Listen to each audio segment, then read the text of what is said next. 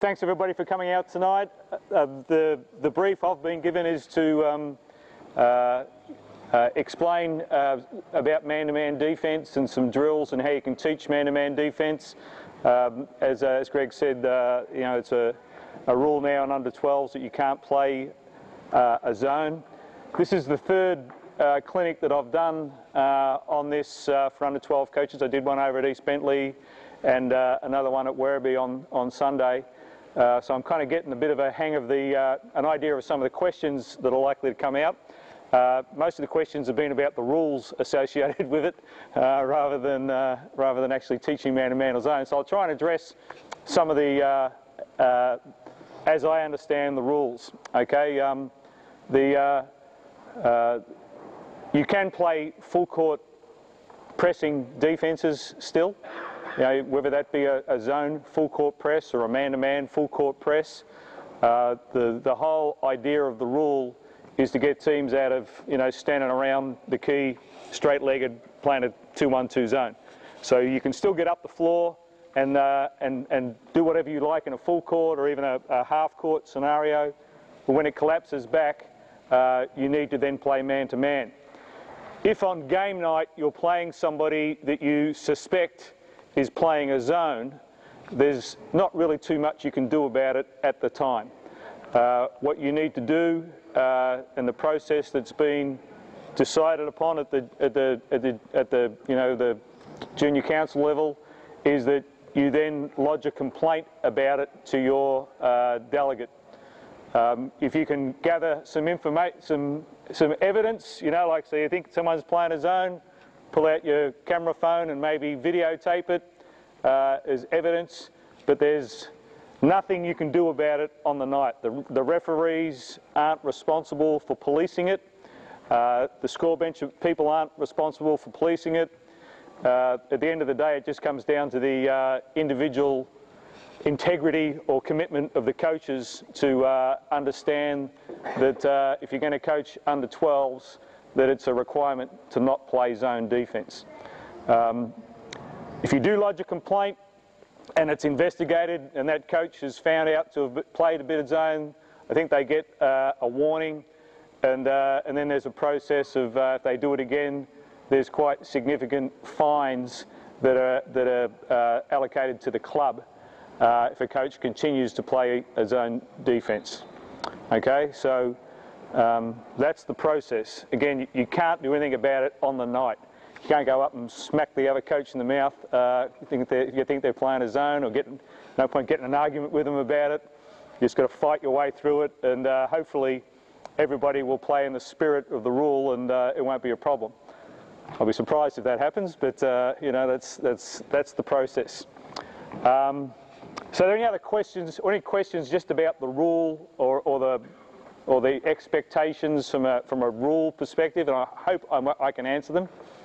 If you're guarding against an inbound play, you're allowed to set up in a zone. In a half court, you mean, underneath the basket? Yeah, they're trying to score in our basket. I would say no. I would say you have to play man-to-man. Again, not certain, but anything around that keyway would need to be man-to-man. That's right, Ian. Yep, there you go. Hey Ian, is this just VJBL or Basketball Victoria? VJBL rule that was brought in by the delegates of the association. So it's not Basketball Victoria. Basketball Victoria helping form and do the coaching. It's the VJBL rule that was introduced a couple of months ago at a delegates meeting. So you're the association that you coach for and represent, unanimously, I believe, voted in support of this. So every association has agreed this is the way they want to go about it. I would expect that it then becomes an expectation when you're coaching and representing that association that you follow the I guess the policies that they've agreed that they want to have with under 12s. Certainly from my point of view as a coach, you know, with my time at the AIS, and I guess I've had a long history with player development. Some of you would be old enough to remember I used to be the Director of Coaching for Victoria many years ago. So I've been involved with player development side of the sport pretty well my whole coaching career. And there's no question that by playing man-to-man defence at the younger age groups, you produce better offensive and defensive players, okay, and a better skill package player. There's no question that a zone defence is still a very appropriate tactic to have in basketball. Probably the time that you'd want to be introducing it, though, is more probably the under-16 age group would be a good time from a player development point of view to introduce zone defences. When players have a very good understanding of man-to-man principles, then it's far easier to introduce a good zone, as opposed to getting an under-16 player who's played nothing but zone defence their whole life and then trying to teach them man-to-man concepts is a bit more challenging. And certainly under-16s, under-18s, and kids are trying to make state teams, and kids who haven't had a good understanding of man-to-man defence, I think it would be harder for them to make a state team, because at that level it's much more difficult to play a zone because everybody can shoot it from out here.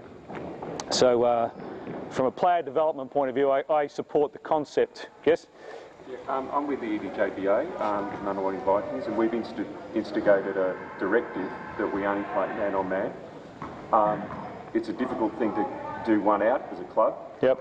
If I report back to my coaches, what in your mind would be the single most compelling reason? We've listed athleticism, peripheral vision, just for playing man-to-man. For playing man-to-man as opposed to zone. Player development. Most compelling. Yeah, player development. You know, if your club is trying to produce, have a philosophically, you want your under-14s to be a bit better than your under-12s, your under-16s a bit better than your under-14s, and have a pathway where at the end of it, under-18s, under-20s, you've got some pretty well-rounded basketball players.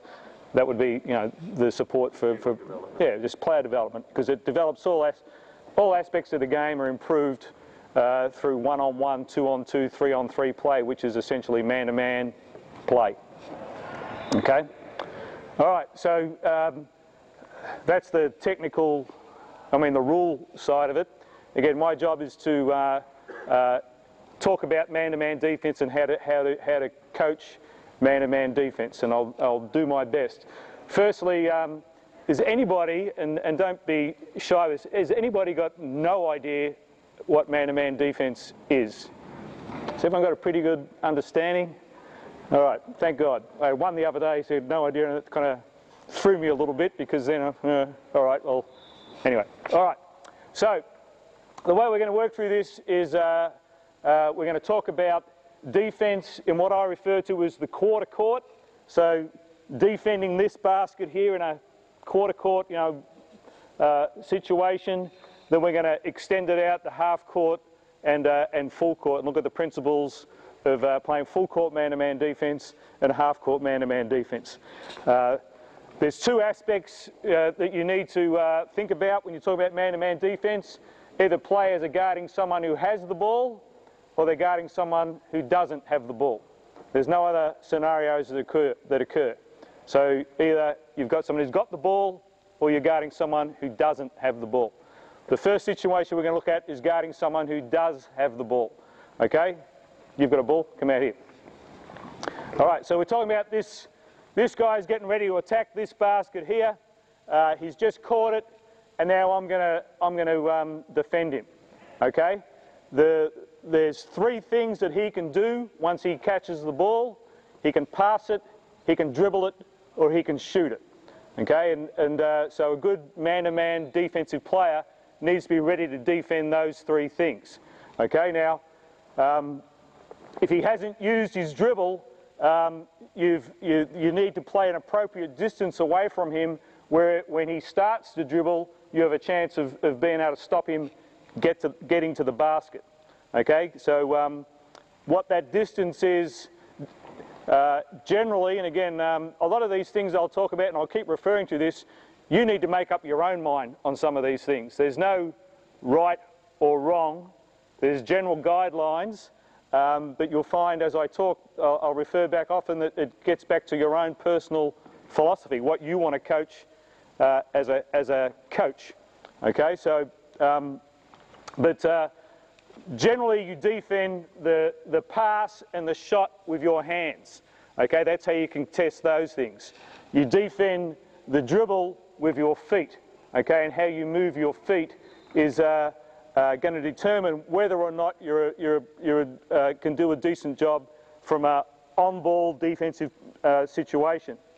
Now, some coaches, when they talk about defending the dribble, believe that you should push players towards the baseline, so overplay the middle and channel players towards the baseline. Some coaches believe that you should channel the ball towards the middle. Okay, probably the majority would say towards the baseline, but some, like Guy Malloy, who won a silver medal with the under-17 national men's team, he philosophically pushes it towards the middle.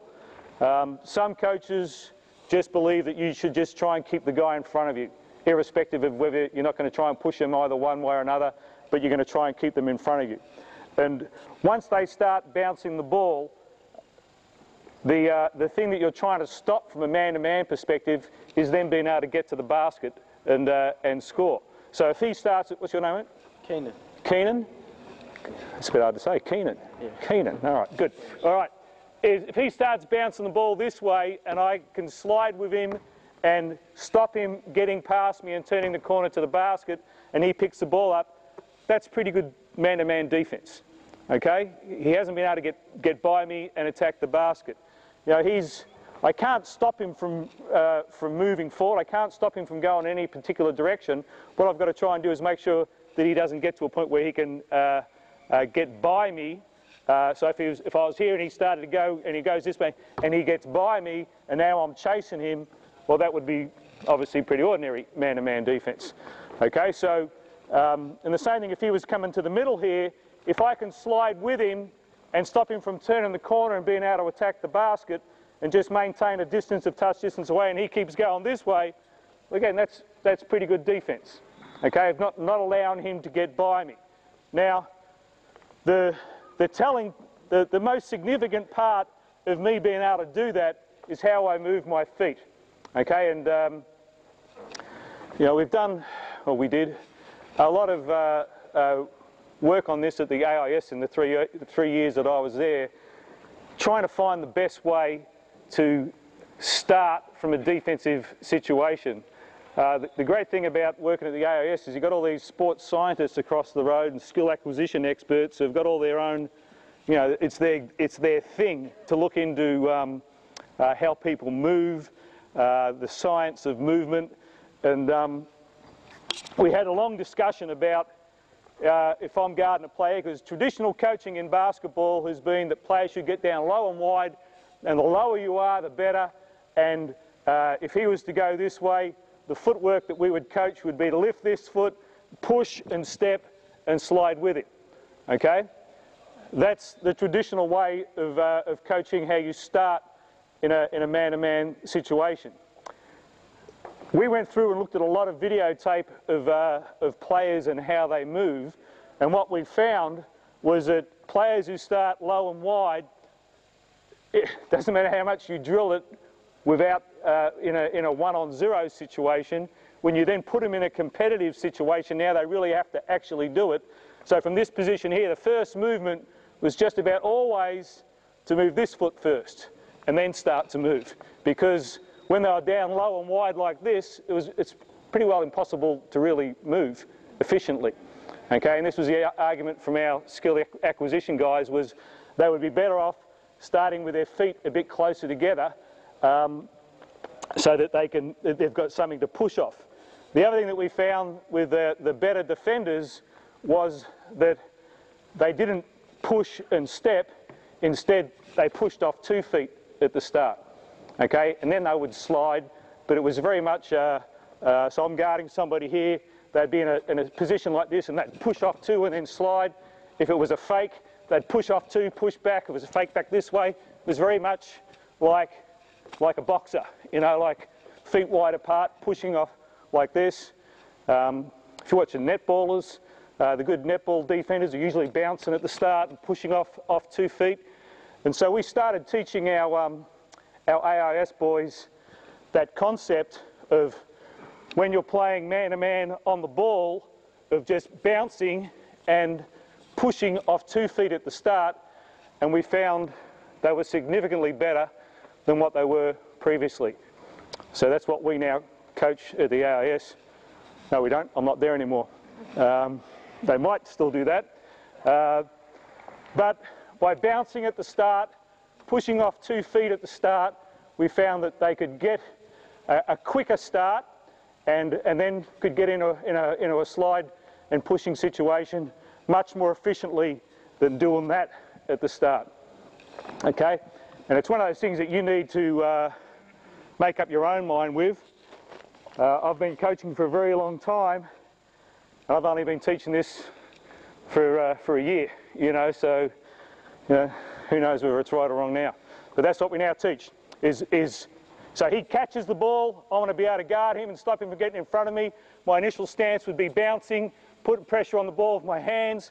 When he passes the ball, I would then get into a good off-ball situation that we'll talk about in a second. But by bouncing and pushing off 2 feet, you can generally get off to a pretty quick start, which makes it harder for the offensive player now to get past you. All right? The other thing that I'm getting tired, losing my breath. The other thing that we found with guarding in an on-ball situation was the use of an arm bar, okay, and how you can utilise an arm bar to give you an advantage from a defensive point of view. Keenan? All right.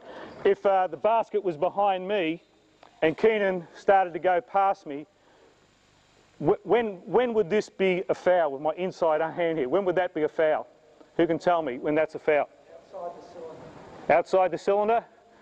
Any other ideas? When is it a foul?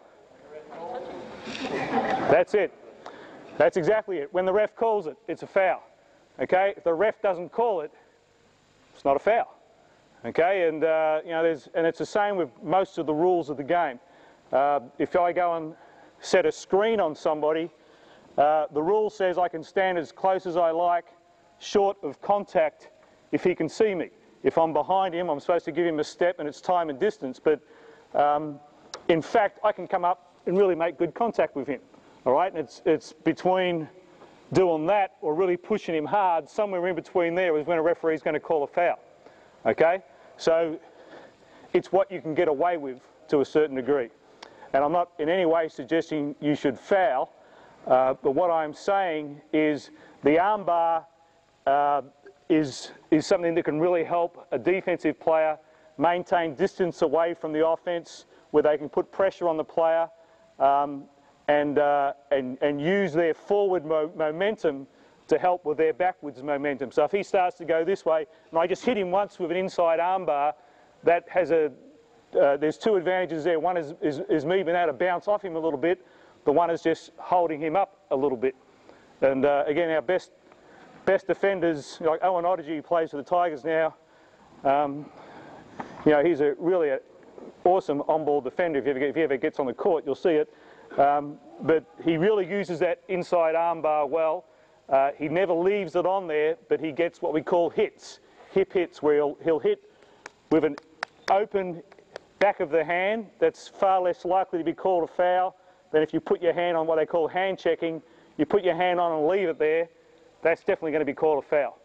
Okay, but if you use the open back of your hand and start going this way and just use that arm bar and bounce off, often that buys you time and makes it a bit more difficult for the offense, which is, you know, we're talking about the defense tonight.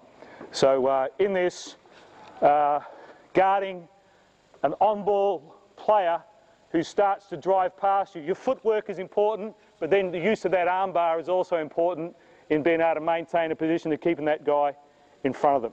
All right?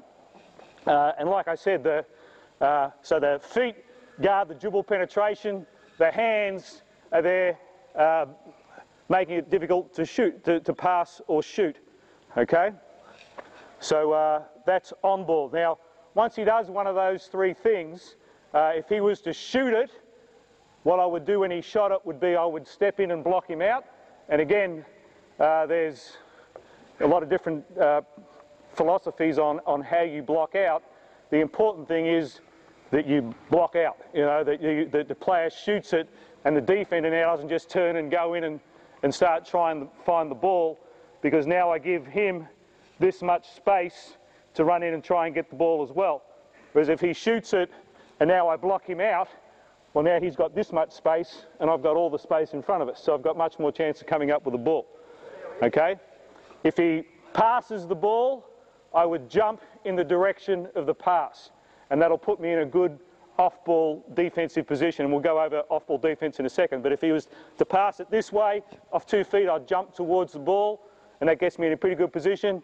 If he was to pass it this way, again, I'd jump towards the ball. All right? Now remember, that's when he can do the triple threat: pass, dribble or shoot. Now if he catches it and takes one bounce and picks it up, well, now he can't dribble anymore, so I don't have to worry about this buffer zone anymore because he can't go anywhere now. So now I can crawl up into him and put a lot of pressure on and really make it more difficult for him to pass the ball. Okay, so again, you know, philosophically, some coaches really want their players to really crawl up and put pressure on. Some might be happy for you still to stay off. That's one of the things that that you need to decide. Okay, as you need to decide about whether you're going to channel the ball towards the baseline, channel it towards the middle, just keep them in front of you. In under 12s, I think I'd be trying to channel players onto their weaker hand, okay, because there's usually a big difference between how good kids can bounce it with their strong hand and their weak hand. So as a right-hander, you're a right-hander? As a right-hander, I'd be guarding him over here like this and making him use his left hand, okay? In a full court situation now where he's just caught the ball and he's going to advance the ball up the court, the other things that you need to keep in mind with this is now there's a lot more space that you can play, that comes into play here. And again, you need to decide philosophically what you want to coach. Some coaches will want the ball handler just channeled down one side.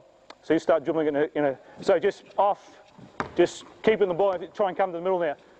Cutting them off, keeping them on one side of the floor so they don't have the use of the full court. All right, so that's channeling. Another thing that you might want to do is put a lot of pressure on up the floor and really try and force him into making ball handling errors. So now instead of playing back like this, I'm going to get up really tight on him and try and force him to change direction. Okay, now we'll talk about what the off-ball defenders can do in that situation. But what comes into play when you're putting a lot of pressure up the floor is what we call slide, run, slide. So I'll be up here, pressure him, just start sliding, but now he starts to turn the corner on me. I start to lose control. So now I need to run and get back in front of him and start bouncing and working. Go this way again. Gets past me again. Run, get back in front. So we refer to that as slide, run, slide. Because of the distance they are away from the basket, in a full court situation, often you can get up and put more pressure on and try and force them into mistakes, because at the particularly under 12 level, the ball handling usually isn't that great. So full court man-to-man pressure is a pretty good tactic as well.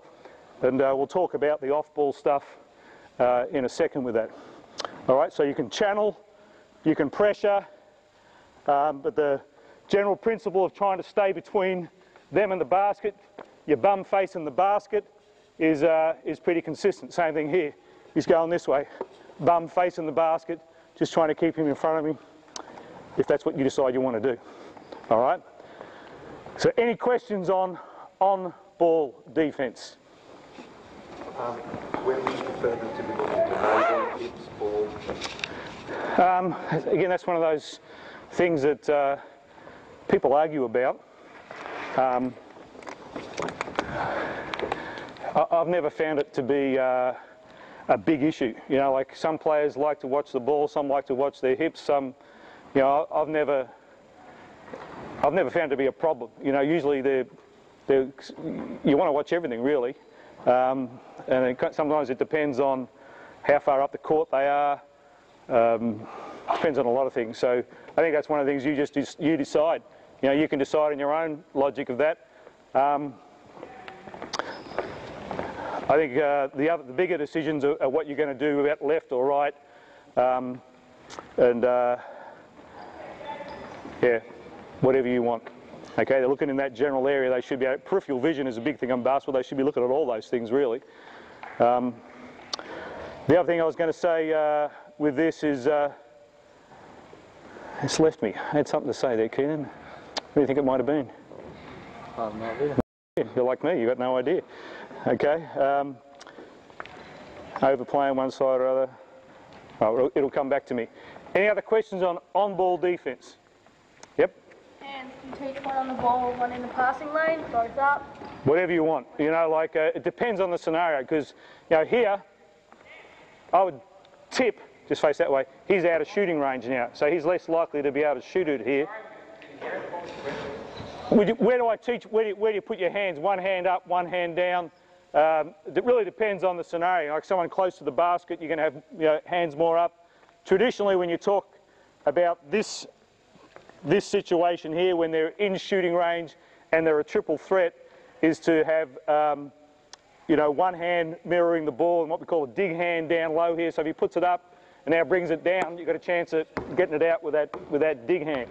Okay, but again, I think that's one of the things that that you can decide what you want to do. I don't think there's a wrong with that. Some coaches will teach if he lifts it up above his head, crawl right up into him, because now it's really difficult for him to bring it down.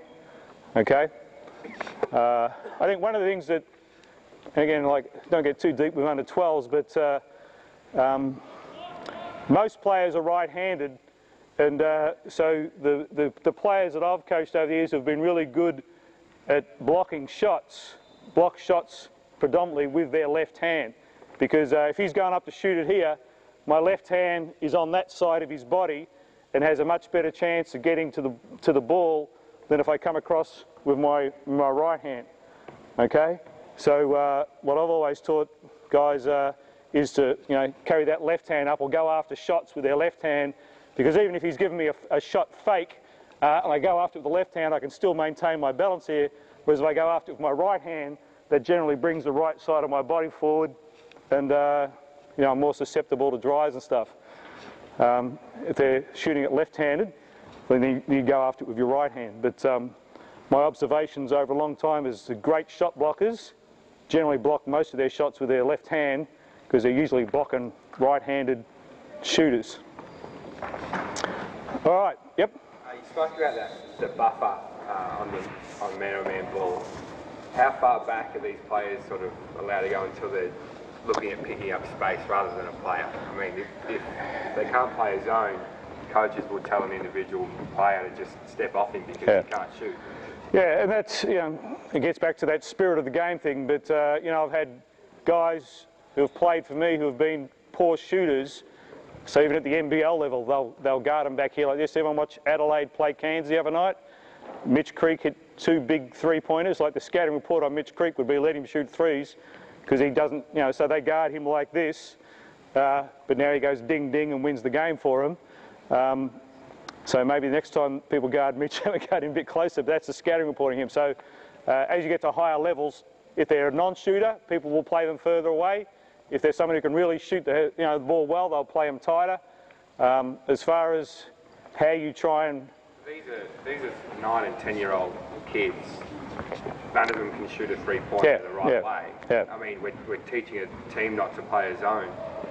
But if one player on a team is just going to be able to drive it through, then their coach will just tell that player to step back and just that one player play a zone. So how far do we take the zone aspect of this? I don't know. Like again, if I was coaching that team, I'd be trying to get all my players to be able to play good on-ball defence, irrespective of whether one guy was carving us up. I'd be trying to find a way of defending that within the spirit of the rules. So is that, okay, even though I said foul and try and get away with it before. Sorry? If they're in a game, is that something we could have a look at? Yeah, I think it's, again, I don't know who the judge and jury are on deciding whether they're in a zone or not. Again, to me, it just comes back to the spirit of the rules. If I'm guarding this guy here and I'm standing back here like this, claiming to be guarding him, I think you'd have a fair case to say, well, that's a zone. You're not guarding him at all. Okay, obviously it depends what's happening with the other 4 players running around the court at the same time as well.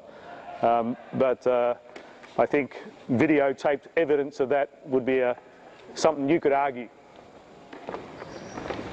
How does that then account for split line defence? Well, we'll get onto that. We'll talk about off-ball defence now. All right, we all good with the on-ball stuff? All right, give me a blackout guard and this guy here, blackout here, and a red and a black over there on the wing. That's it. And 2 skins out here. Look at them rush to be a skin. All right. So, you 2 come over here now, sorry. Some principles. I'm still waiting on 2 skins. Yeah, here you go, Hercules. You all right? You're guarding him. You're a skin. Let's go. Beautiful. In fact, he's your teammate. You're not guarding him. You 2 just wait out the top there. When we talk about off-ball defence, there's some imaginary lines that come into play. Okay, the general principle for being in good position off the ball is to be in what we call a defensive triangle. Okay, and the 3 points of the triangle relate to the off-ball defender being one point of the triangle, the ball being another point of the triangle, and their player they're guarding being another point of the triangle. So right now this guy would be in what I would call a defensive triangle. Okay, now general principles that, or general other things that come into play that you need to think about is the line between the ball and the basket. There's an imaginary line between the ball and the basket. So no matter where the ball is on the court, you could draw a straight line to the basket. Okay, that's another point of reference when we start coaching man-to-man. Okay, so if you're guarding a player off the ball, as a general rule, you should have your back facing that imaginary line between the ball and the basket. Okay? You should be closer to the ball than the person you're guarding.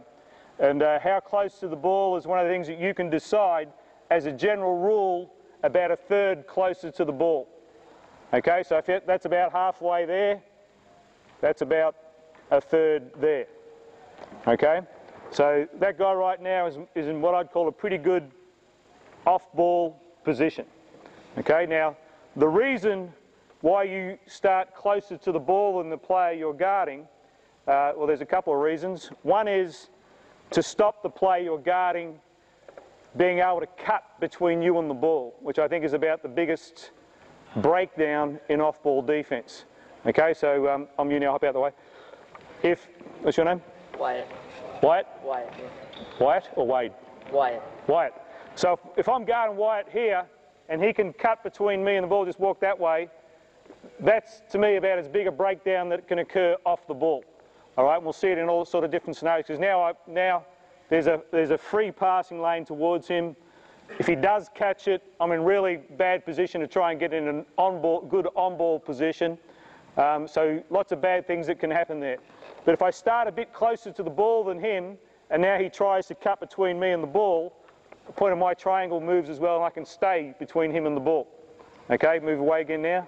So every time a point of this triangle moves, I should move as well. So try and cut between me and the ball again. So I just maintain that position of being closer to the ball than him. The other advantage of being closer to the ball is if the ball's passed to him, I have a chance of stealing it and picking it off. Okay? Try it back there. So this defensive triangle, again, some coaches will coach being your shoulders parallel to that passing lane, that imaginary line there. That's not wrong. I just find it easier to coach this back to the line between the ball and the basket, because you'll see it's relative to other aspects of defence, and it straight away puts that player in a position where they've got a chance of getting that pass. They can play a bit further off it if you're a bit concerned about this guy penetrating, or you can play closer to it if you want to put more pressure and make it harder for the other team to pass the ball. But it also makes it harder for you to maintain your defensive triangle the closer you are to that passing lane. Okay? The closer he comes to the ball, the smaller the triangle. So walk towards the ball. You can see I'm still in the triangle here, but it gets smaller. Now, you two guys just hop out the top over here. Now walk to the other side of the court, over here. So you see as he moves further away from the ball, the triangle gets bigger and bigger. Okay? Again, because I want to be in a position, if he cuts, to anticipate that cut and be ready to move and stay between him and the ball. I want to be in a position where if the ball's thrown to him, that I can either make a play on the ball or get to a good on-ball position in time. And what I can also do is I can help the guy who's trying to guard the ball. All right, a common term in man-to-man defence is help and recover. Come back over here. So as an off-ball defender, he makes a great fake on 30 here, drives to the middle. I see that. I can come across and help and stop that penetration, allow him time to catch up. The obvious pass is to my player, and now I can recover back onto my player. All right, so that's help and recover. Okay, and that's what an off-ball defender will do if they think the ball is getting close to the basket, because at the end of the day, this is what you need to guard, is the ball. Okay, it's all about stopping the ball going through that hoop there. That's actually the object of basketball. Stop the other team, put them through your hoop. That's your hoop. Okay, so that's our triangle. Again, the further they get away from the ball, the bigger the triangle. Now, just come over here now. This line between the ball and the basket becomes really important when the person you're guarding crosses that line. Okay, so you'll see now, just come over here, White. So I'm in a good defensive triangle here. Just walk straight along this line here, mate. I'm in my good defensive triangle, everything's good, no worries, I'm in great position. All right, stop. So now, mate, I'm in really crappy position now, aren't I? All right, what happened? Something happened. All right, well, I crossed that line between the ball and the basket, because that's the point where you have to make an adjustment to what you're doing. All right, so go back over here. So as he starts to make that cut, and I get to this line between the ball and the basket, I can do one or two things. Keep going this way. Because I'm not going to let him cut between me and the ball, so I can make him go behind me and open to the ball and then get back into a defensive triangle again. Okay, that's called opening to the ball. Or walk this way now, I can turn my head, and that's called a head snap. Okay, and that's the adjustment you need to make if your player crosses that line or you hit that line between the ball and the basket. So again, walk this way, good triangle, open to the ball, back here, go back this way, head snap. And again, you'll see in each one of those situations I'm putting my hands on him and making contact because sometimes you don't need to see a player if you can feel where they are. And another thing, if he tries to, remember I said you never let the player you're guarding cut between you and the ball. If he tries to cut between me and the ball, I can hit him with an arm bar, which is legal. That's in my cylinder, nice bent arm, and that will discourage him from cutting between me and the ball. And he's more likely, he can keep trying to fight me with this, and I can keep trying to shuttle him up here, or he might just decide, bugger that, I'm going to go behind, and now I can either head snap or open to the ball. So using your hands and an arm bar, again, is an effective weapon for off-ball defence, particularly as they get closer to the basket. Usually the only way that he can get between me and the ball is if he gets to my legs and gets past my legs. So I can use an arm bar, come there, to keep him away from my legs, okay, so that he can't get between me and the ball. All right, when is that a foul? And the ref calls it. That's right, remember that forever, okay? It's a foul when the ref calls it, okay? And the refs are all short, okay? So short guys can get away with anything, okay? Because they feel sorry for you out there amongst all those big guys. So you can hit people all you like, okay? You wouldn't do that though, would you? Yeah? Maybe. Yeah, of course you would. Okay? So that's the off-ball. Again, so that line, if he's out here now, come back over here, Wyatt. And I'm trying to guard him here, and now he goes behind me and cuts back door. As he approaches that line between the ball and the basket, again, that's where I've either got to open to the ball or I've got a head snap. So that line between the ball and the basket obviously moves every time the ball moves. Okay? Now the line is also important when you talk about post defence. So just come here on the wing. This would be the traditional stuff that would happen in a game. All right? Big guy posting up right here, and it's like, well, how do you guard this? What's the main teaching points? Again, it's that line between the ball and the basket. The defensive player needs to fight for that line. Okay, so as Wyatt's up here and he starts heading down towards this, I'm in a good defensive triangle, and he tries to get down to this line between the ball and the basket, I'm going to do all I can to stop him getting there in the first place. Try and get there. All right, so he's winning the fight, so now he gets on that line. I might come around and full front him. All right, if he gets a bit lower, well, then I might side front him and push him away from the line on this side here. Okay, so the first teaching point with post defence is don't let the offensive player get on this line because of the angles involved. If he's on that line and I'm on the side of him, if he catches it, he's a pretty easy drop step and on the ring. Come back here. But if I can just push him off that line a little bit, these angles all screwed up, and now because of the angle I've got a better chance on the ball. Now when he catches it, it's a smaller adjustment for me to get around and get between him and the basket. Okay, so if you can push him off that line, you give yourself a better chance of playing the pass, and also of being able to maintain position if the player catches the ball. All right, so throw it back here. So again, if I'm on the low side, for whatever reason, he's coming and chugged me down here on the low side, I should try and push him up the line, and so now it becomes easier for me to keep it out of there. But if he's bigger than me, stronger than me, and he gets on that line, philosophically you have to decide what you're going to do. All right, some people will say just play behind him. You know, that's fine. Some will say still play on the side. Some will say play on the front and don't let him get it.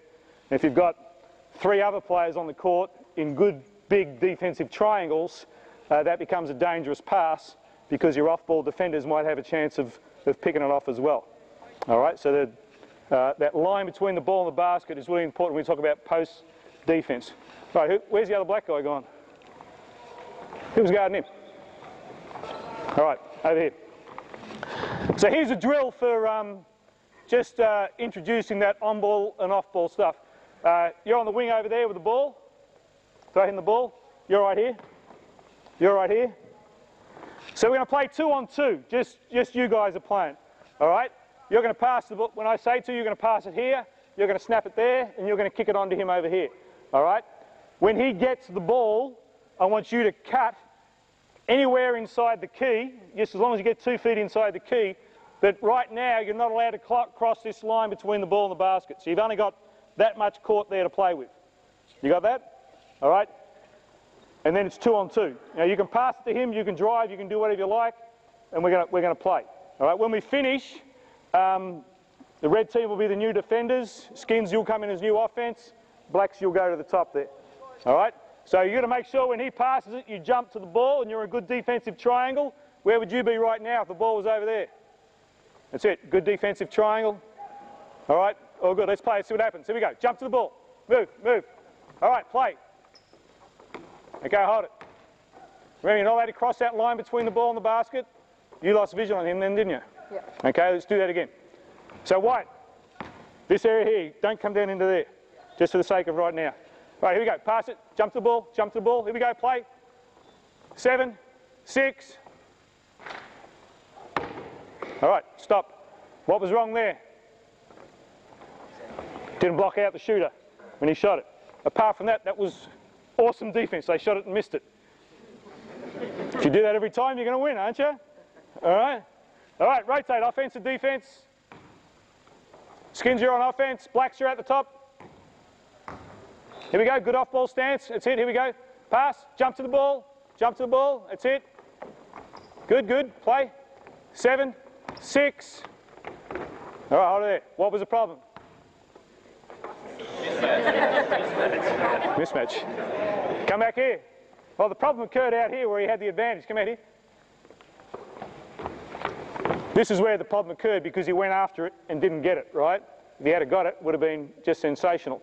Okay, the other thing that I would say is there could have been a bit more pressure on the ball. Okay, if he can just stand there and pick passes, you know, you need to be up bothering him just as a general rule. Your best chance of guarding him is for him to get it out here. You don't want him going back there, do you? So you know, again, I'm not saying don't make a play on that, but if he catches it here, this is where the referee feels sorry for you. Look how tall he is. All right, so you can get up to him and smack him around and hit him and everything. There it is, you got it. All right, they're not going to call a foul. All right, rotate, offense to defense. In a stance off the ball. That's it, good. Here we go. Jump to the ball, jump to the ball. That's it, good. Good triangle off the ball, good. Play it, 7, 6, 5, 4, 3, 2, 1. Great defense. Rotate, here we go. I thought the guy here at the start could have used his arm bar a little bit more with his footwork. He was starting to lose control a little bit, but just kept, you know, it was sinking. He was doing nothing about it. That's where he just needs to have better footwork and keep the guy away from the basket. Ball starts over there. In a stance defense. Hey, hot. Good on ball defense. Get up and play him. Touch distance away. That's it. Here you go. Jump to the ball. Jump to the ball. That's it. Play it. Here we go. 7, 6. Okay. So I would say the problem is the footwork at the start here. Okay. That's where it, you know. So here to be in a bit more of a stance at the start here. Been able to move his feet a bit quicker and channel him down this way would have been a problem. So in identifying what we need to practice more, it's footwork right here and being able to contain the guy one-on-one. All right, now I'm just trying to show you the progressions of this drill now. All right, now when you cut, you must cross this line. All right, so you're going to go anywhere into here and get the ball. All right, what are you going to do? Head snap or open to the ball? Okay, all right, beautiful. Here we go. Pass, jump to the ball, jump, pass. That's it, good. Push him behind you. Don't let him get between you and the ball. Go back again. So as he comes in there, do that to me, Wyatt. Just make that cut against me. So as, I'm you now, by the way. So as he comes into here and tries to get between you and the ball, you've got to push him, stay between him and the ball. Make him go behind you. Use that arm bar and stop him from getting between you and the ball. Jump, pass it, jump, jump. Don't get, that's it, that's it. Keep playing, here we go. 7, 6. Okay, come back here. Quick. So again, philosophically, again, that wasn't bad because he missed. Might sound like a stupid thing to say, but they're usually going to get a shot up. Okay, but if you can, by putting pressure on them, pushing them to where they don't really want to shoot it, get more misses, then you're in good shape. But perhaps what could have happened here, if you're in a good defensive triangle, when he started to drive, you could have helped, taken that away, kick out, and recovered back to your player. You could have done a better job footwork-wise as well, okay? Rotate offense and defense, here we go. Jump to the ball, that's it, good. Push him behind you, make him go behind you, good job, good job. Out here, that's it, good. All right, good D, here we go, rotate. Now, I couldn't ask for better than that. Push him behind him, contested against the pass. That was pretty good. Stance, get in a stance, here we go. Pass it, pass it, pass it. Push him behind you, make him go, see the ball. That's it, chuck him on the ground, keep playing. Beautiful. 7, 6. All right, good. Now, he was able to make that play because he was in a good defensive triangle. He hedged in, anticipated the pass, come up with a play. It's beautiful. Okay, rotate.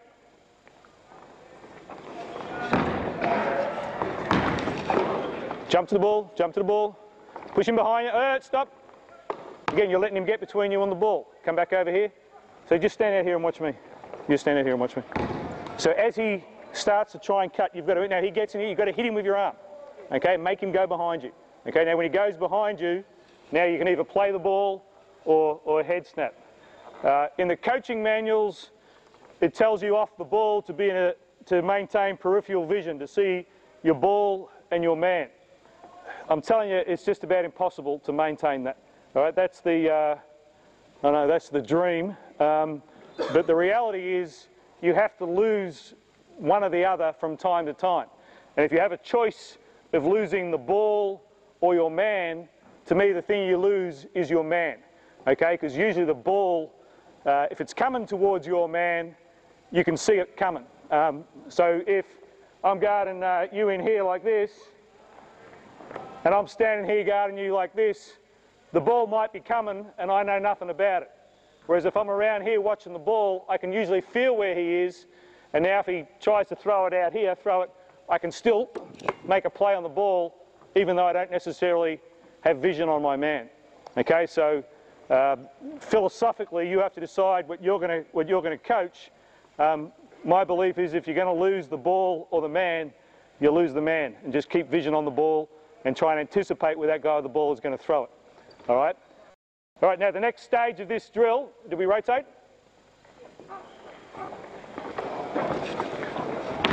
All right, now, the offensive guy, you can cut wherever you want now. You don't have to cross this line.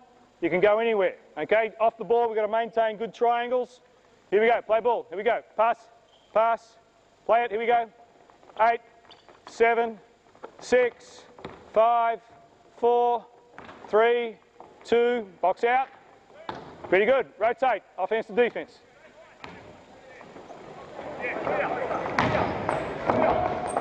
Pass, pass, here we go, good. Good. Don't let him get between you and the ball, remember. Make him go behind you. Okay, now, come back over here.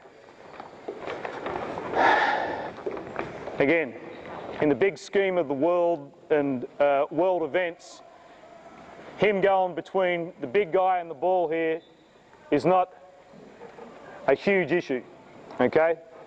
Personally, I think, though, you need to stick to that philosophically of not letting the guy get between you and the ball. So now if he goes down the laneway here, either head snap or play him, again, you still have the chance of playing the ball. Okay, so as you can see already, just in a little bit of drilling we've done here, one of the hardest things to get through to players is that concept of not allowing the player they're guarding to get between them and the ball. There's a coach who used to work our camps many years ago named Jay Bremner, who was a really great coach, and all he used to tell players was always be ball side of the player you're guarding. Ball side, which is the same way of saying be closer to the ball than the player you're guarding, but it's much more word efficient if you just say ball side, okay? And the good coaches have a way of doing that, okay, have coming up with stuff like that. All right, so what's happening here in this drill here with these two guys is happening with the other three guys that are on the court as well.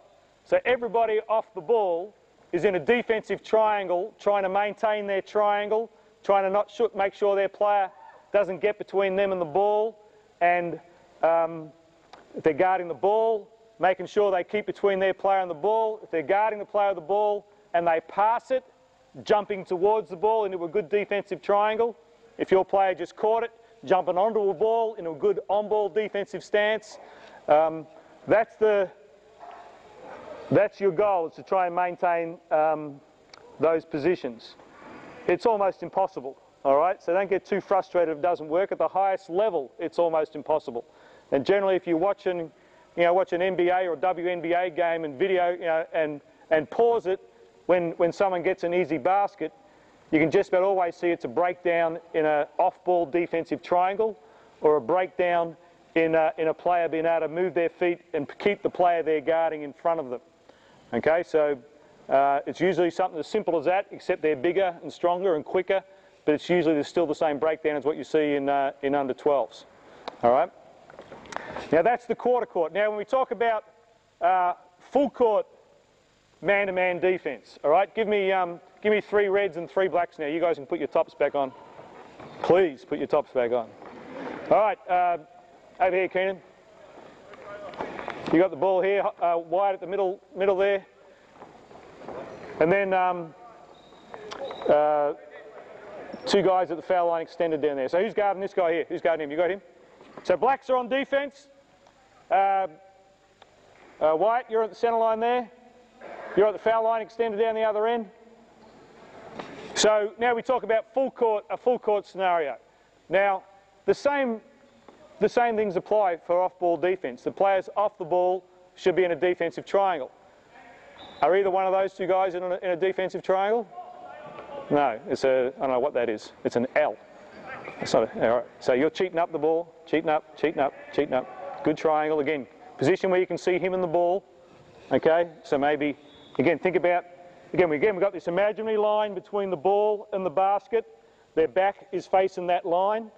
Okay, far enough off the passing lane where they can still see their player and still see the ball. You know, sometimes you have to turn their heads, but the further they step back from that line, the better position they're in, and you're off in a defensive triangle. Now, at the under 12 level, if you're playing full court man-to-man defence and the player catches the inbounds pass here, you know, to me that guy down there is not even involved in the play, all right, because they can't throw it that far.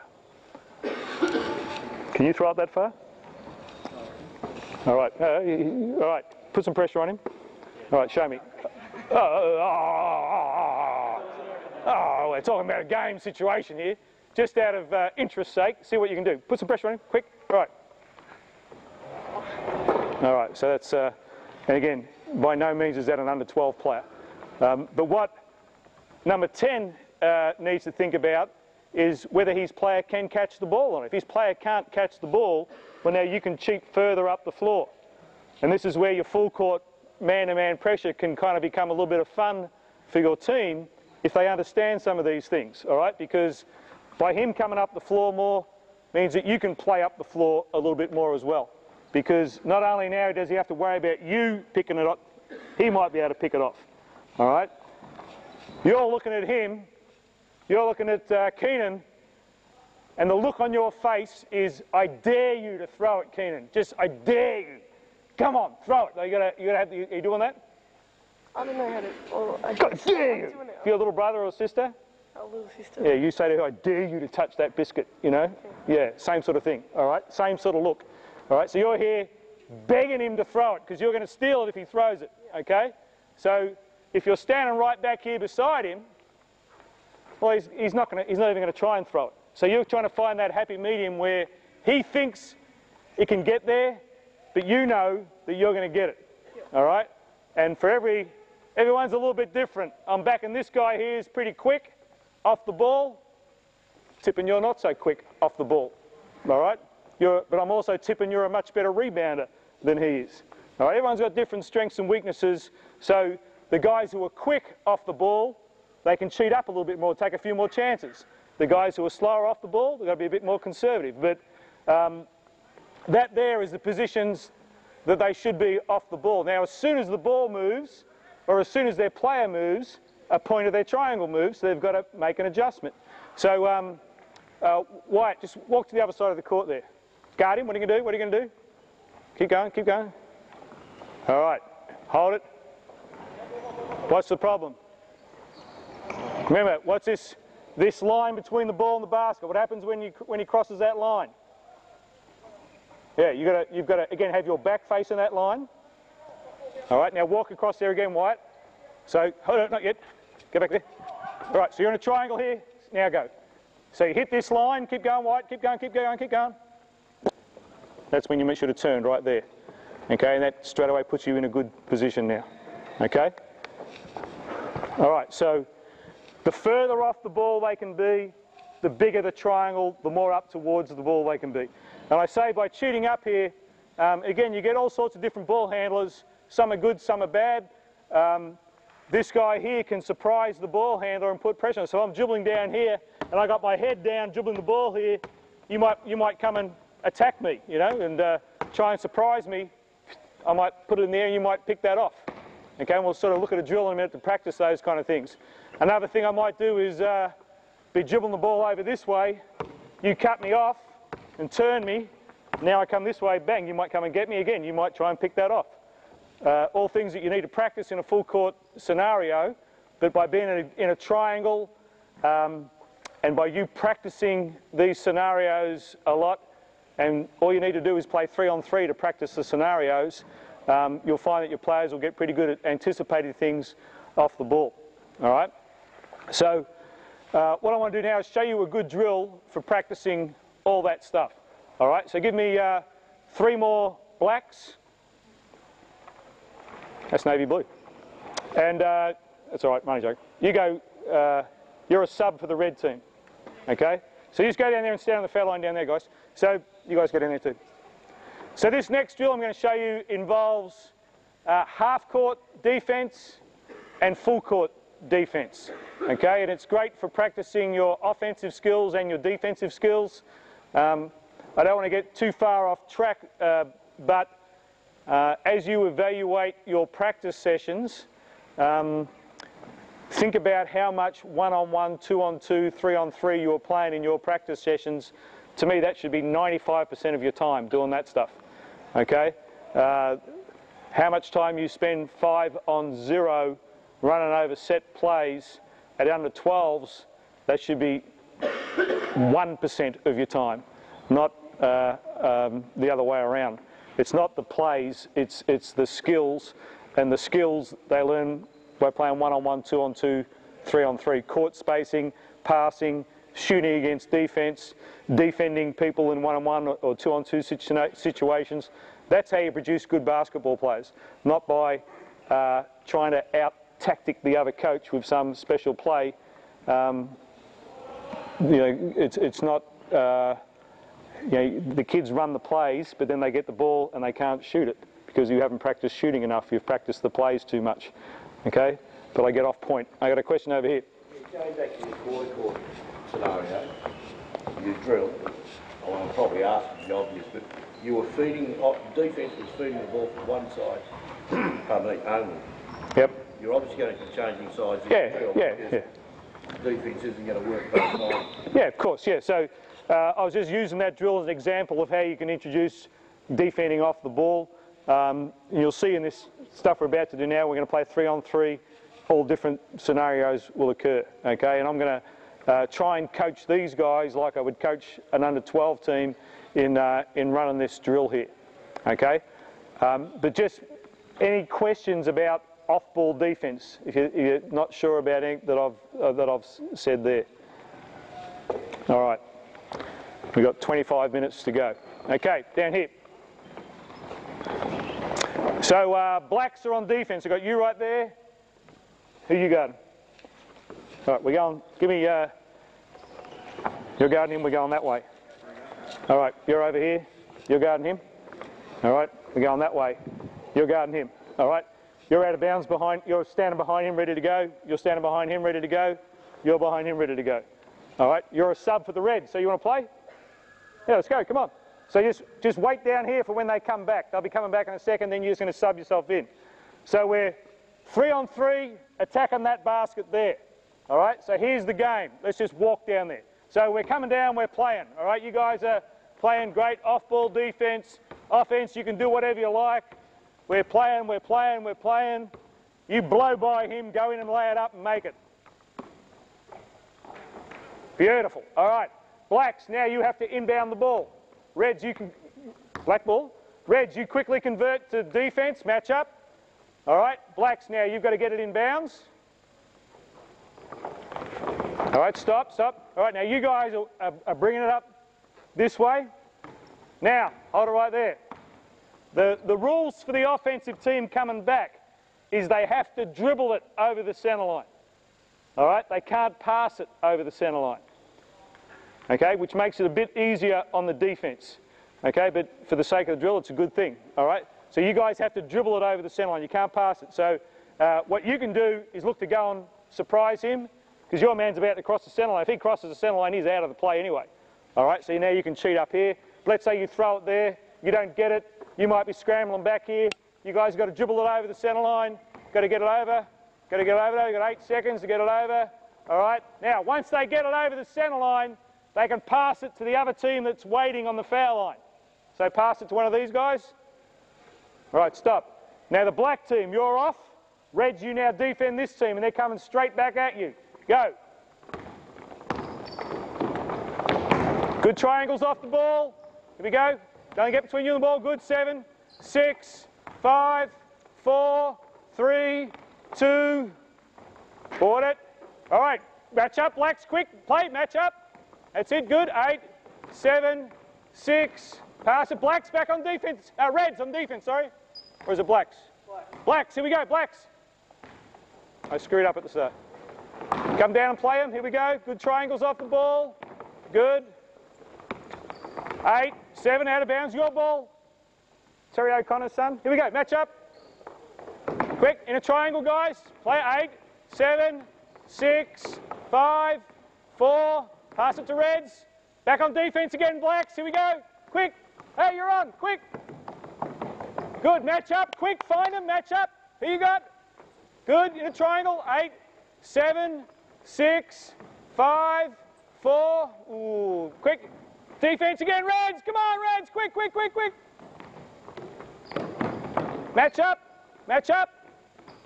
Who you going? That's it. Good. 8, 7. Box out. You got it, Reds. Go. Chase him down, Blacks. Blacks back on defence again. Match up quickly. Who you got? Hey, hey. All right, stop there, stop there. So you can already see some of the common things that occur in a game happen in that drill. Number one is communication. All right, you got in the situation where a team scores and they've quickly got to match up to the other teams, the three players should be talking. I got him, so they're matched up straight away. Okay? When they go down on defence and the ball's passed to Reds and then they've got to come back on defence straight away again, we had guys forgetting about that. So the team has to take responsibility for it. They've got to communicate and make sure that they know to match up. Instead of me barking it out, they need to be talking to each other about that. Now, there was a few man-to-man defensive breakdowns there that I didn't stop, largely because I was trying to get you guys, just show you the drill first. But in a scrimmage situation, you can pick up mistakes. You stop, right? You should have jumped towards the ball. You should have been here. Right, keep playing.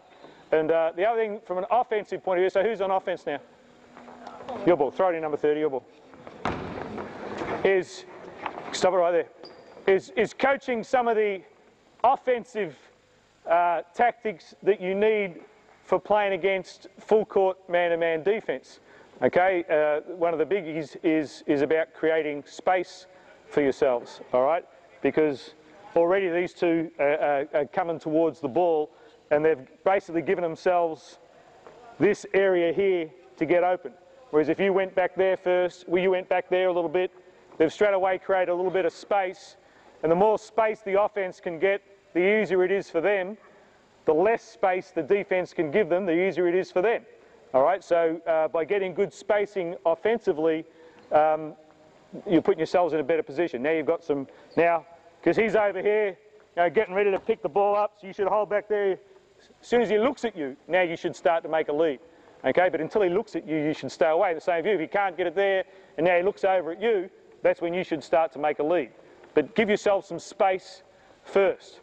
Okay, now, let's say we've got it in, let's say it goes in bounds to you, number 10 here.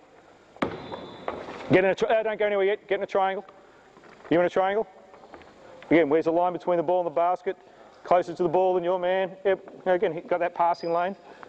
About there, all right, all good. About there, all good. And again, if you want to play passively, well then he would get off here and start to channel him. He'd get back here. You'd get right off your man and you'd all just, back up and let them bring the ball down the court. Okay? If you want to play aggressively, then he would get up and into his player, and this guy here would look for opportunities to surprise the ball handler. All right, so if he dribbles this way, go and get him, bang, and now you might be in a position to pick that pass off. Let's say it goes there and you don't get it. You now shoot over there, you're guarding him, and off you go. All right, and that's hold it right there. Now that's run and jump defence that, we're not even going to, I shouldn't even have shown it to you, all right? But you're going to face it if you've got a coach who is good at teaching this stuff. I'm just trying to teach him off a jump line. He's going to give a bit. Sorry, say again?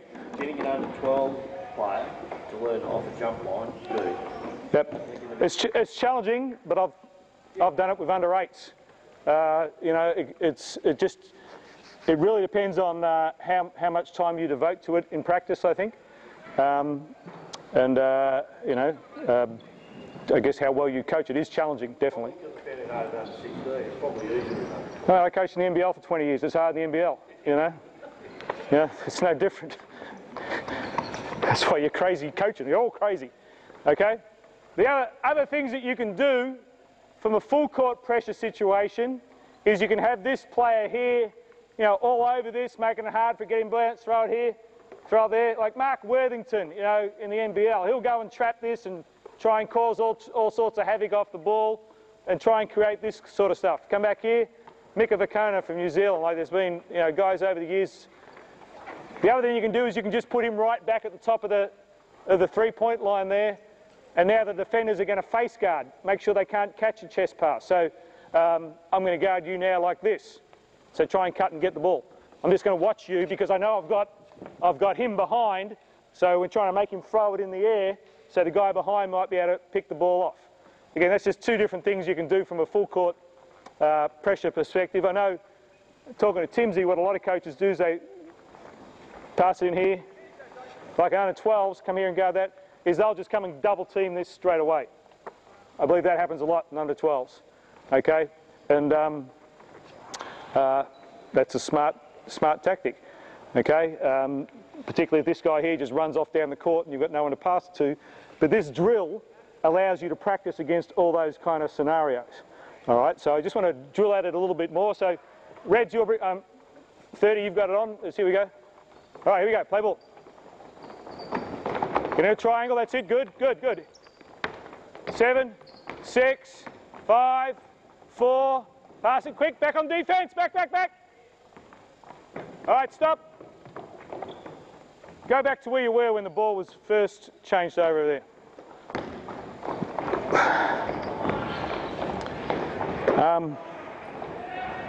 All right, probably better to demonstrate this in 5-on-5, but when your team loses possession of the ball, so you're going quickly from offense to defense, that's called defensive transition, okay? And there's some things that become real high priorities in defensive transition, all right? The number one priority should be to protect the basket, okay? So to stop the other team getting a wide open layup, okay? That's the highest percentage shot in the game. The number two priority should be to slow the ball down or guard the ball and try and buy the rest of your defenders a chance to match up. So what happened up there is you forgot to guard him, right? So he's off and flying. Hold it right there. These two guys are still guarding their man, all right? Their man isn't a priority now. They've just, again, converted on the defense. Because of his mistake, no one's got the ball, all right? Definitely no one has got the basket, okay? So you two quickly should assess, this is a fast break situation, we've got to defend here now. Which one of you do you think should guard the ball? Yeah, you're closest to the ball, so you should get to guard the ball. Who should guard the basket? So the perfect scenario, everyone just start walking. The perfect scenario would have been you get that, you sprint back and get the basket, you're sprinting down, hold it right there. He's got the ball, you've got the basket, keep coming, keep coming. Where are you two Reds going? All right, hold it right there. You're back here as a good defender. What's your name? You're saying, Tom, take this guy over here. Okay. Tell him. Tom, take this guy. Yeah, now you got him, and now they're matched up. Okay, so they slowed the ball down, they protected the layup, and now they've got matched up. Now, it may not be the perfect matchups. Tom might be supposed to guard this guy here. And in the play, they might be able to switch players back again. But in a fast break defensive scenario, it doesn't matter who you're guarding, someone's got to guard the basket, someone's got to slow the ball down, and then the other priorities off the ball need to be guarded.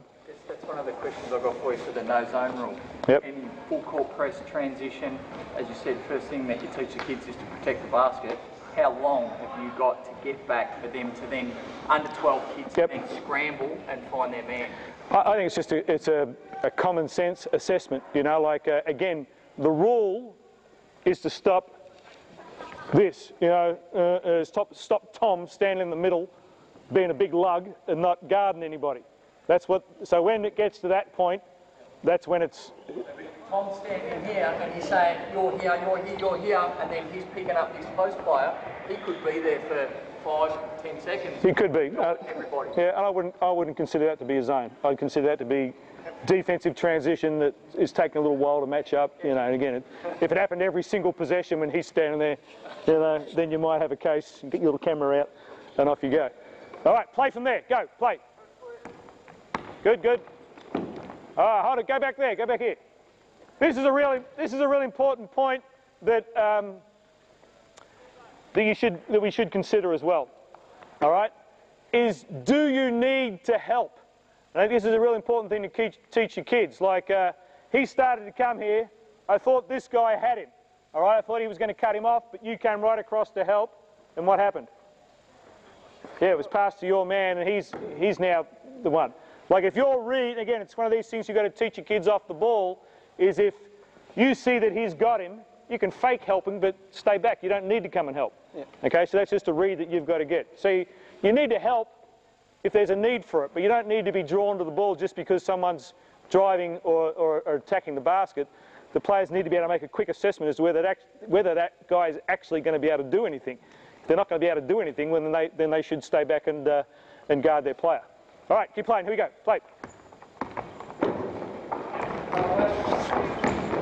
6, 5. Box out. Match up. Quick, Reds. Turn him. Turn him. Good job. Good job. Good job. Get it. Get it. Get it. Okay, stop right there. Stop right there. All right, that was awesome. Come back here. So you guys stay with you. What does every big guy want to do? They want to dribble up the court, don't they? All right. So tactically, as a thinking basketball coach and trying to get thinking basketball players, what these Reds should have seen straight away is Tom wants to dribble it up. All right. And look who's guarding. Like, they're about the worst player he should choose to. But what now you two guys should do is see he's got the ball, is not let him pass it to anybody. You should now, don't worry about helping. I can guarantee you, I've never seen this guy play once in my life, but he doesn't need any help guarding Tom up here. All right, he's got that, okay? When we get down there, he might be in a little bit of trouble. But right now, he should be salivating about the fact that Tom's going to try and dribble against him. All right? So you guys let him off the hook if you just let him pass the ball to somebody. All right? So don't worry about helping. Just make sure your guys can't get it now and let him enjoy the moment. All right? All right, play. Here we go. Get into it. Get into it. Pressure him. Catch. Get him. All right, good job, Tom. Catch up, Reds. Back on defense again, Reds. Quick. Who's got the ball? Talk off the ball. That's it. Good in a triangle. Good, good. Good. 7, 6, 5, 4, 3, 2. Box out. Good. Match up, Blacks. Quick. Who's got the ball? Good, good. Back again, Blacks. Back again, Blacks. Catch up. Catch up. Good. Match up. Quick. Inbound it. Here you go. Turn him. Turn him. All right, he's passive. All right, good. Match up. Quick. Back again. Good job, Tom. Good talk. Get back now, Tom. They got a layup coming. Good job. Red ball. Inbound it. Here we go. Reds are still going this way. Match up. Good triangles off the ball. Good. Now back this way. This way. This way. You're going this way, yeah? Yeah. Here we go. 7, 6, 5, 4, 3. Inbound it. Quick. Match up, Reds. Good. Good. Good. Good. Excellent. Catch up. Catch up. Come and guard him. Good. And stop. You passed it over the centre line. That's a violation. All right. Red ball back here. Blacks, you're still defending that way. Here we go. Quick. Go. Go. Go. Match up. Box out. Match up, Reds. Quick, quick. Who you got? Come and get him. Come and get him. Good. Get it, get it, get it. Quick, quick. 5, 4. Match up, Reds. Quick.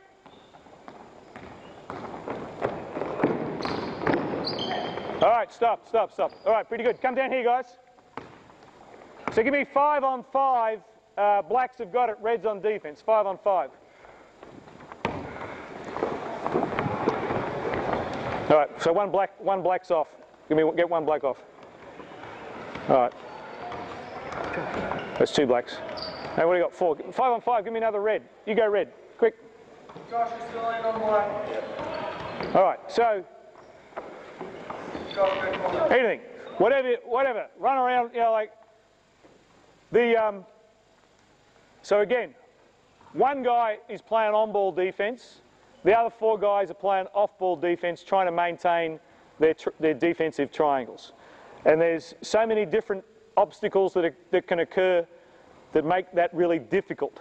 Okay, as you get up levels, on-ball screens, off-ball screens, double screens, just good cuts, great dribble penetration, And that's the challenge of teaching defence, is being able to guard all those scenarios. What I was saying before about defensive transition, a 5-on-5 situation, normally a team balance is made up of a point guard, shooting guard, small forward, power forward, centre. You know, even at junior level, you've really got, usually you have 5 guys and there's a tallest one and a shortest one and everything in between, which is usually your balance of your team.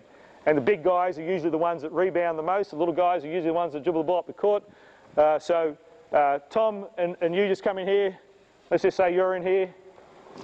You know, the game's playing, blah, blah, blah, gets that ball, and it gets shot. All right, so blacks are on offense and the ball is shot. Okay? Just leave it there for a sec. This is where we talk about defensive transition. Now, I think it's wise for you as a coach to have, you know, some instruction on what your players do in this scenario. Okay, do you want all 5 guys going in and trying to rebound it? Probably not. Do you want no one going in to rebound it? Maybe not. Most coaches would say you want 3 guys to try and rebound it and 2 guys to think about getting back and trying to stop that easy layup from the other team. Okay? Some coaches will say, when the ball is shot, everybody who's above the foul line just gets back on defence. Everyone who's below the foul line contests the rebound. Other coaches will have designated players to do those things. You know, so they might say, you 3 guys are always going to rebound, you 2 guys are always going to get back. And you know, a common term is to have what's called a dog and deep. That is, one guy, when they shoot it, heads into the middle of the court here, another guy who thinks about getting back and stopping the layup. All right, so let's say the big kid from red picks it up, outlets it to Keenan, everyone's running back. That's your job to come and guard him and slow him down. Irrespective of who gets that outlet pass, that's your man. Your job is to protect the basket until Tom and the cavalry arrive, all right, and everyone quickly matches up and finds their player. Okay, so that's the concept of 3 guys on the glass, 2 guys protecting back. Just come back here again, just go back to where we were at the start. That breaks down, of course, if this guy is the one who drives in and shoots the layup. All right, now it's very difficult for him to get back and play that spot, okay, because you know, that's where the 3rd player needs to read that. So you see the point guard shot a layup, so instead of rebounding now, you need to become one of these 2 guys. You two will have a real quick conversation. What are you going to say to him? I'll go back. Beautiful. You go back, you got the ball. And now you got these 2 spots covered because the guard was caught under the basket. Another situation would be if the guard was caught you know, shooting it right over here on the baseline. It's really difficult to take that shot and get back on transition defence. Okay, so one of the other perimeter players needs to be taught to read that, see that, and instantly take his spot so you can protect against the layups. Okay, so one player slows the ball down, one player protects the basket, the other 3 players are scrambling back quickly and matching up, and usually the last guy back will head to the other side of the court to what the ball is on. All right, that's usually where the free player is, on the other side of the court. Okay, if you can get that in under 12s, you're doing a real good job. All right. Last thing, a good drill for practicing all these defensive things, apart from that 3-on-3 drill, I think that's a great drill, is what's called the shell drill, which is just, so black down there, black over there, black over here. Just you 2 guys come out the top here. Gets that ball. All right, so you guys are out of it now. It's just playing 4-on-4, so you've got 3 off-ball defenders, and you can slowly add rules to this. So at the start, no one's allowed to leave their quarter of the court. They've got to stay in their quarter of the court. Okay, so try and score playing that way. Stay in your quarter of the court. That's it. So it's a good defensive triangle off the ball. You can drive though, you can drive. Force help, that's it. Good. 7, 6, 5, 4, 3. Ding. All right, throw it out. Pretty good defense. Then you can introduce a little bit of cutting, where every time they pass it to the wing, to the corner, they cut and go through. Now you fill in and take his spot, you fill in and take his spot. All right, so now you've got to practice jumping to the ball and taking away those cuts. Let's do that now. Every time you pass it, make a give and go cut. Here we go. Pass, cut. cut, get through, good, fill in, good, come in, that's it, good. 7, 6, 5, 4, 3, 2, 1, all right, you can have 2 post players, 2 wing players. There's a million different things you can do, but I just want to sort of explain to you about that's what the shell drill is. Okay, just 4 on 4. If I was coaching an under 12 team, that would be my offense. Okay, I'd put these 2 guys at the top, throw us that ball. That's our offense. We're playing 5 on 5. We're passing and cutting, looking to dribble, penetrate, looking to take our players off the dribble. If you can teach under 12 kids those things, you're in pretty good shape. Okay, and all those things you can practice. You know, that offense, you can practice 1 on 1, 2 on 2, 3 on 3. You don't have to practice it 5 on 5. We can just play 2 on 2 over here, and we're actually practicing our offense. Okay, so it's not an offense that has cut here, cut here, cut here, like the shuffle or something like that, or the triangle. It's more an offense that is dependent upon the skills of the players. If 5 NBA players walked into the NBL and made a team and were playing the Melbourne Tigers on Saturday night, they'd go to the disco Friday night and they'd rock up to the game on the Saturday and they would just play. You know, they wouldn't have an offense, they would just play off their instincts because they would understand about court spacing, they would understand if they throw it into the post, how to move and give him space, the sort of spacing that should occur off the ball, the sort of things that should happen off dribble penetration. That's when you've got good basketball players, when they can make those good decisions, not when they can remember a set going from here to here to here to here. Teach them how to play basketball, okay, and how to defend basketball. That's the whole idea of not playing a zone, is learning how to defend common basketball scenarios. All right, round of applause for these guys here, please. Take a seat here, guys. We've got a few minutes. Any questions on any of those things or anything that I haven't covered? Did I do such a great job that if you didn't like me doing a great job, did you? I just need a question. It's under 12, so you can't teach them all that at once in one training session. Of course you can't, no. Is there a progression that you do, like you teach them one thing first, then go to the next thing? Yeah, well, the concept of manning up. Okay, I remember I was at an AFL game one day. I heard a coach yelling out, "Man up, man up," and I started using that with my under-8 team. You know, man up. You've got here, and you know they get that concept. All right, they're all responsible for a player, and as soon as we lose the ball, that's the player you're guarding. Okay, so manning up would be the first thing that I'd be working on, and then in your drilling, playing a lot of one-on-one covers on-ball defence. You know, how you guard somebody, you know, on-ball, because there's nothing else. It's just one-on-one. So you don't have to worry about off-ball defence.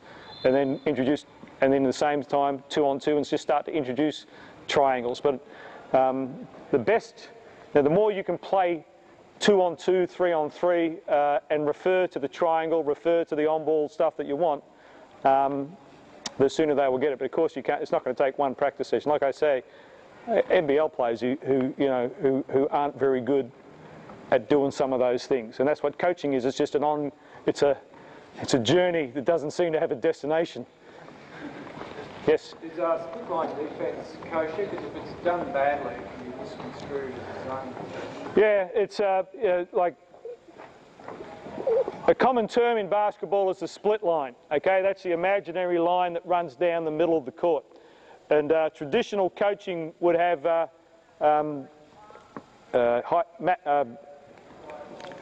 Wyatt, come out here, over here with the ball. Traditional coaching breaks the court up into the ball side and the weak side or help side. You know, it's quite a common thing you'll see in coaching manuals. And this imaginary line, the split line, is a reference point for when the offensive team get the ball below the foul line extended. It's quite a common expectation to have anybody guarding players off the ball to be on this split line ready to help. So if he blows by his man that these people are in good positions to come and help, okay?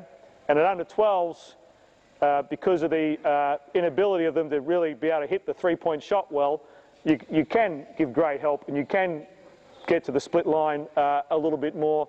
But I don't think the rule takes that out of play. You know, like I think, again, it gets back to that defensive triangle. If you're in a triangle, you know, I think if this player just stands here, you know, and their player cuts through to the other side and they're still standing here, well then you've got a pretty good case for arguing they're playing a zone.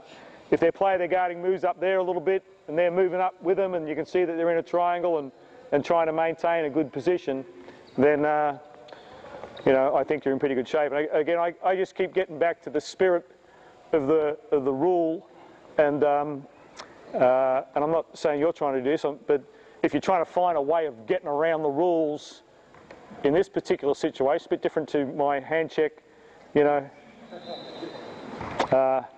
that's a good way of cheating the rules. I think if you're in the spirit and you're coaching, trying to make your kids better, you're not going to search for those kind of things. You're going to be trying to teach them about good defensive triangles and all the stuff that I've said is important to being a good man-to-man player. Okay, so hopefully the people you're playing against will do the same thing. You have a question? In the half court, you've beaten off the dribble. You just encourage them to switch with the help and reset the triangle? It depends on each situation is different. That's where you need to kind of come up with your own philosophy. If I'm guarding a player here and someone drives to the middle and I come across and help and now the ball is thrown here, it may be, you know, getting that full court situation where I was telling that guy to come up and shoot the gap and rotate. A guy off the ball might come up and guard my player because he might have tried to make a pass. And as you practice play on 3-on-3 and 3-on-3 more, you'll see your players will get the instinct of being able to switch off the ball and take, you know, someone's got my player, so I take the next player.